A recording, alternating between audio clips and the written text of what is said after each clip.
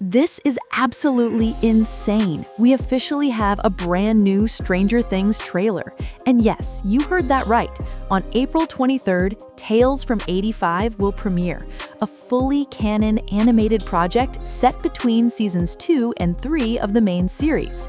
That means we're getting an entirely new character, a brand new villain in the form of a massive mutated creature, long-awaited answers to questions left open after season 3, Mike visiting Eleven at Hopper's cabin, and one very important detail in this trailer that could define the entire direction of this new series. Right from the very first scene, the trailer establishes its importance. We see a glimpse of Palace Arcade, the same arcade introduced at the beginning of Season 2, specifically on the night of October 29, 1984. This is the exact night when Mike, Dustin, Will, and Lucas play Dragon's Lair and discover that the mysterious Mad Max has beaten all their high scores. Since Tales from 85 takes place between Seasons 2 and 3, this moment immediately anchors the timeline and confirms that the story is deeply rooted in established canon. The trailer then cuts to the Wheeler house, a location that clearly seems set to play an important role in the animated series. Immediately after, we see a photograph of Mike and Eleven at the Snowball dance, and this detail is crucial. The Snowball took place at the very end of Season 2, which strongly suggests that much of the animated series unfolds during the transition period leading into Season 3. Next, we see Mike visiting Eleven at Hopper's cabin, accompanied by the rest of the group, and this moment makes perfect sense. Tales from 85 is set during the period when Eleven is still hidden in the forest under Hopper's protection, after sacrificing herself in Season 1 and returning in Season 2. During this time, her journey is focused on understanding her past and learning to control her powers. Throughout most of Season 2, Eleven remains isolated in the cabin, while Mike desperately tries to contact her every single day using his radio.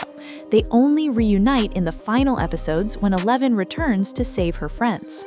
That emotional peak culminates in the Snowball dance, where Mike and Eleven finally reunite, dance together, and share their first official kiss. So when we see Mike visiting Eleven at the cabin in the trailer, it most likely takes place during Season 3, when they are officially dating.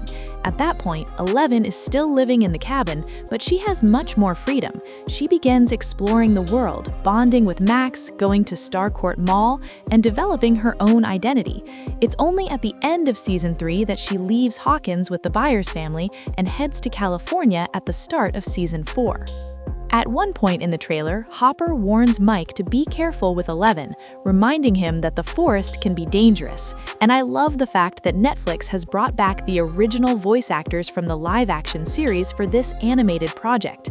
Tales from 85 also marks the return of the Duffer Brothers as executive producers, with Eric Robles serving as showrunner. Robles has already spoken about the new dangers the kids will face and how this animated series will differ from the main show.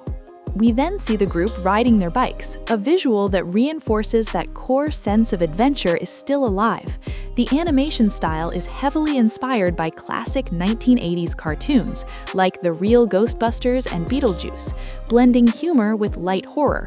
At the same time, it visually echoes modern animated projects like Arcane and Spider-Man Into the Spider-Verse, using stylized brushstrokes and highly dynamic action. Later, we see Lucas and Max growing even closer, which fits perfectly with Season 3 when they officially become a couple. Mike also mentions that a big snowstorm is coming next week when they'll start a new campaign. And this brings us to one of the most important details of the trailer, the season. The animated series takes place during the winter of 1985, shortly after Christmas and New Year's, most likely in January or February. And honestly, this is the perfect setting for horror, isolation, and suspense. Everything Stranger Things does best. Cold weather, snow-covered streets, short days, long nights, kids trapped indoors. This environment naturally builds tension in a far more organic way. It creates the ideal conditions for a new monster to emerge quietly, without drawing the attention of the entire town, completely different from the explosive chaos of Season 3. This winter setting allows the story to feel darker, more intimate, and far more dangerous. It's the perfect atmosphere for secrets to spread, fear to grow, and new threats to evolve in silence. And if this trailer is any indication, Tales from 85 may end up being one of the most important chapters in the entire Stranger Things timeline. The snowball dance at the end of Season 2 already showed us how cold weather can work as an emotional backdrop. That bittersweet ending, with the Mind Flayer looming in the Upside Down, reminded us that the evil never truly left. It was only waiting for the right moment to return. The trailer then cuts to the kids inside the school's amateur radio club. This is significant because the Hawkins AV Club was essential in Season 1, helping the boys communicate with Eleven and search for Will. That space has always symbolized connection, curiosity, and teamwork. We then see a beautiful scene of the kids playing in the snow while danger quietly approaches from underground. In the next shot, one of the laboratory scientists is trying to track a creature that appears to have escaped from the Upside Down. This creature looks eerily similar to a Demogorgon, or possibly a new variation of one. Since Tales from 85 is animated, the creators have far more freedom to explore monsters we've never seen in the live-action series. It's simply easier to design and animate truly strange creatures without the limitations of practical effects and CGI. Then, Dustin delivers an important line. Something from the Upside Down must have survived last year. This directly connects to the events of Season 2, set in 1984, and reveals a deeper truth. The group never truly defeated the evil. At the end of Season 2, everything appears resolved. The gate is closed, Will is free, the tunnels are burned. Hawkins seems normal again. To the characters, it feels like a victory, but in reality, they only interrupted the problem. They never destroyed its source. The Mind Flayer didn't die, it simply lost its connection to our world and was pushed back into the Upside Down. Its consciousness remained intact. The main threat survived. It was just distant for a while. The tunnel system beneath Hawkins may have been burned, but the Upside Down functions like a living organism. It regenerates. It's very likely that parts of this network survived or slowly grew back, hidden from human eyes. And even after the gate was closed, the barrier between worlds remained fragile. Hawkins became a permanent weak point, which explains why the Russians were able to reopen the gate so easily in Season 3. The seal was never perfect. So when Dustin says something survived, he's unknowingly telling the truth. They didn't end the war, they only bought time. Soon after, the kids encounter strange vines, and Will notes that this new creature seems mutated. This mutation is likely connected to the massive monster we see later in the trailer. It suggests that the Upside Down is evolving, adapting, and growing stronger in secret. At this point, we also notice a new character in the group, a boy with purple hair named Nicky.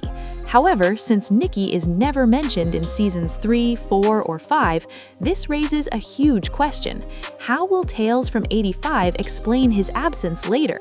His role and possible fate could become one of the biggest mysteries of the series. Then we see a mutated monster with a pumpkin-like head. This is not a random design choice. It directly connects to the rotting pumpkin fields seen at the beginning of Season 2, the first visible sign that the Upside Down was spreading underground. Now, that same corruption seems to have evolved into something far more dangerous. This all suggests that Tales from 85 isn't just filling gaps, it's showing us how the threat evolved, learned, and prepared itself for the chaos that would eventually consume Hawkins. The war against the Upside Down never stopped. It was happening quietly beneath the surface, while everyone believed they were safe. We later see Dustin and Steve being attacked in their car by creatures resembling mechanical, Dr. Octopus-style tentacles. Shortly after, the trailer reveals what is likely the main villain, a massive, terrifying entity. At first glance, it might resemble Vecna, but the characters didn't even know who Vecna was until Season 4. This is something else, something earlier, something foundational.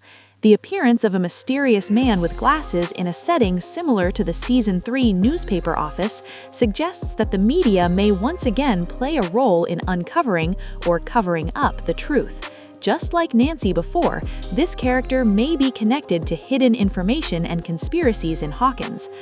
We then see Will holding a hammer while facing a giant spider-like creature. The hammer could refer to Dustin's mechanical hammer from Season 3, but in Will's hands it feels symbolic, a sign of his growing strength and agency. 11 later saves Mike, and the monster from the school scene reappears, reinforcing its importance to the story. When you really think about it, setting Tales from 85 between Seasons 2 and 3 isn't just practical, it's a storytelling masterstroke. That period has always been an unexplored gap, full of unanswered questions, and that's exactly where the greatest potential lies. Season 2 ends with a fake sense of peace. Season 3 begins with total chaos. Tales from 85 lives in the space between, revealing that Hawkins was never truly safe, and the danger never stopped.